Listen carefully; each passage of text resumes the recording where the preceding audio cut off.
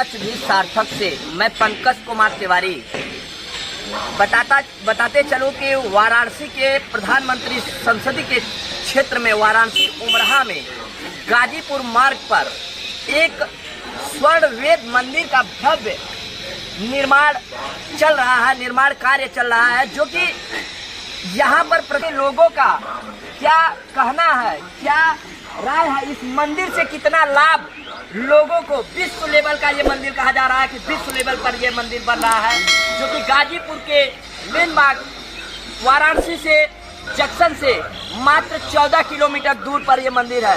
गुरुजी, आपका सबसे पहले मैं चैनल में स्वागत करता हूँ। गुरुजी, आपका क्या नाम है? मेरा नाम आचार्य इंद्र प्रकाश मिश्रा है। जैसे सन बताया जा रहा है कि 2023 में ये बन के कम्प्लीट होगा मंदिर बनने के बाद जो आपका यहाँ क्या क्रियाकलाप रहेगा, किस प्रकार से आप बता रहे हैं कि सत्संग या सेवाएं जो हैं वो फ्री के तौर पर रहेगा या कोई शुल्क यहाँ लगेगा?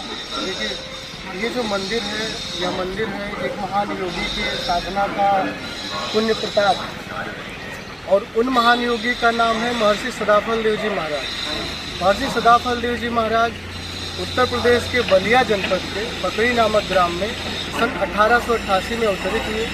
बाल्यकाल से ही उनकी योग साधना में रुचि रही और उन्होंने 17 वर्षों की साधना हिमालय की दुर्गम कंदरा में जाकर के किया, और साधना के फलस्वरूप उनको जो आत्मानुभूति हुई, जो परमात्मानुभूति हुई, उस आत्मानुभूति को, परमात्मानुभूति को उन्होंने एक ग्रंथ के रूप में सृजित किया, दोहे के रूप में, जो हिंदी भाषा में है, और वह ग्रंथ है स्वरवेद।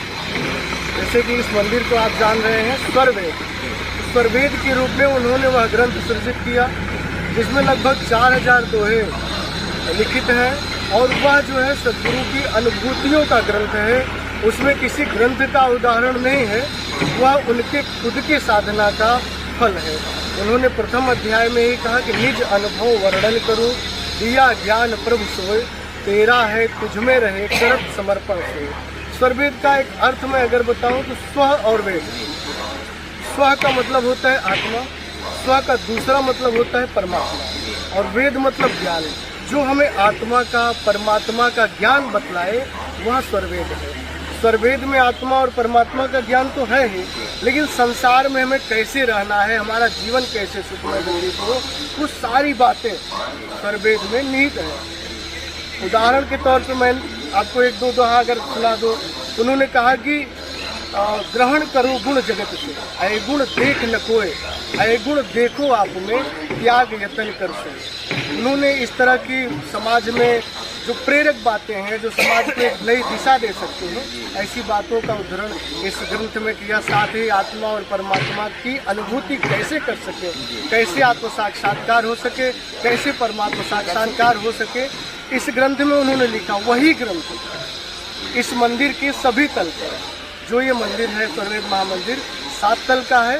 5 तल पर इसके स्वरवेद के जो दिव्य दोहे हैं वो मकराना पत्थर पर, श्वेत मकराना पत्थर पर अंकित हो रहे हैं, वो लिखे जा रहे हैं जी, अंदर के दीवारों।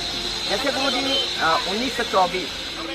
1924 में गुरुजी ने कोई एक चमत्कार किया था बलिया में, क्या इसमें क्या रहस्य है? देखिए, सद्गुरु का जीवन ही चमत्कारमय रहा है। अगर कहा जाए तो उनका जन्म भी चमत्कारमय रहा है। बाल्यकाल से ही उनके जीवन से बहुत सारी घटनाएं, जो चमत्कारिक घटनाएं थी, वो घटित होती रही। सन 1924 में उन्होंने एक संस्था की स्थापना की। वो संस्थान है विहंगम योग संस्थान, जो यहाँ आप देख रहे हैं। तो विहंगम योग संस्थान की स्थापना उन्होंने लक्षाहुति यज्ञ करके किया था।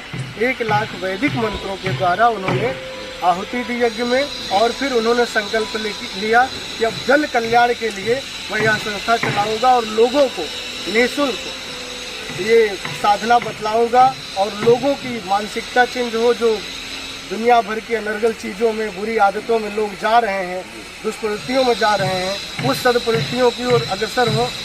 जैसा कि वेद में कहा गया मनुर्भव, मतलब मनुष्य बनो, तो मानवीय गुण से कैसे मंडित हो, वो उनका संकल्प था। और विशेष जो चमत्कार उन्होंने किया है वो पूरे विश्व के लिए एक अद्वितीय चमत्कार रहा है। 11 फरवरी सन 1954 माघ कृष्ण नवमी में झूसी इलाहाबाद के अपने साधना स्थली पर उन्होंने संपूर्ण भक्त शिष्यों को कहा कि आज एक योगी अपने शरीर का त्याग करेगा, और पहले से उन्होंने बता दिया कि मैं इतने बजे शरीर का त्याग करूंगा। और आज विश्व के नास्तिक होते या बड़े बड़े वैज्ञानिक होते, भारत के बड़े बड़े बुद्धिजीवी होते या राजनेता होते, तो वो देखते कि भारत का एक योगी कैसे स्वतंत्र अपने शरीर का परित्याग करता है। और फिर जनसमूह जो वहाँ हजारों की जनसमूह एकत्रित थी, माघ का महीना था और माघ के महीने में इलाहाबाद झूसी में कुंभ का जो है आयोजन होता है। उस समय बहुत सारे भक्त शिष्य थे, उनके सम्मुख सद्गुरु महर्षि सदाफल देव जी महाराज ने योगारूढ़ होकर के साधना में स्थिर होकर के अपने पंचभौतिक शरीर का परित्याग किया। शरीर से जब बाहर निकले तो वहाँ जो उपस्थित शिष्य थे वो सोचने लगे कि स्वामी जी शरीर में है कि नहीं है। नस नाड़ियाँ देखने लगे, टटोलने लगे कि स्वामी जी है कि नहीं। फिर आवाज़ बाहर से आई, शरीर स्थिर है, मुंह बंद है, बाहर से आवाज़ आई कि शरीर में क्या देखते हो, मैं तो शरीर से बाहर हूँ, मैं शरीर से बाहर आ चुका हूँ।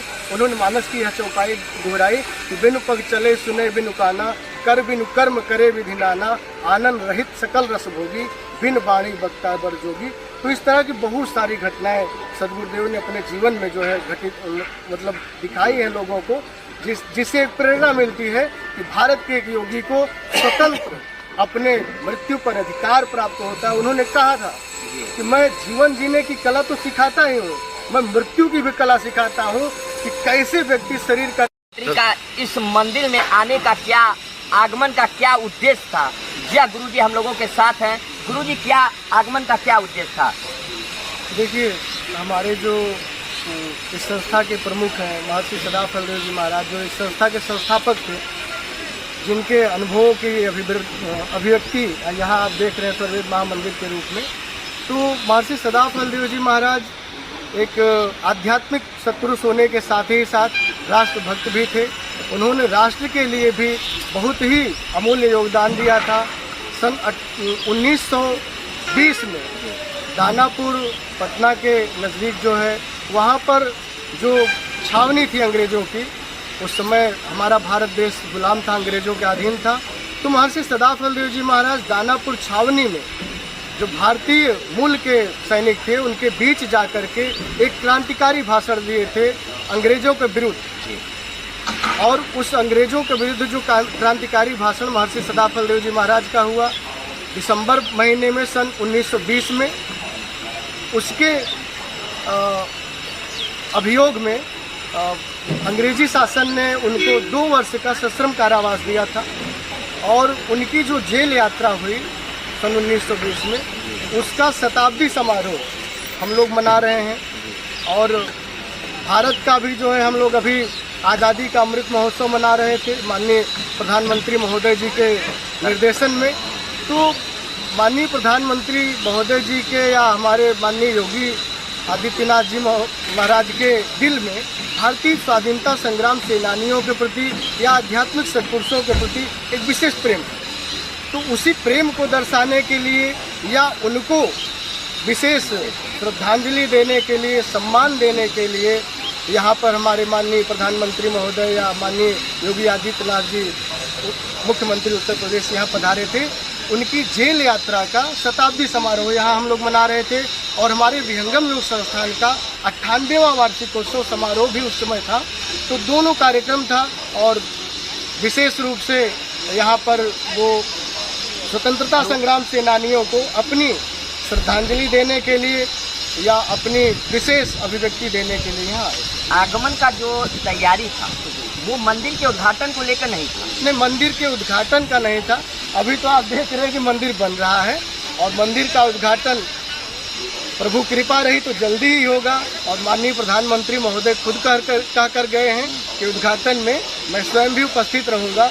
और जितनी जल्दी पूर्ण हो जाएगा, माननीय प्रधानमंत्री महोदय के साथ बहुत सारे लोग हैं जो आध्यात्मिक सत्पुरुषों के प्रति अपनी श्रद्धा रखते हैं, या हमारे महर्षि सदाफल देव जी महाराज जो स्वतंत्रता संग्राम सेनानी भी थे, जो सेनानियों के प्रति भी अपनी श्रद्धा रखते हैं, ऐसे तमाम राजनेता या जो भी अभिनेता हैं आते रहते हैं।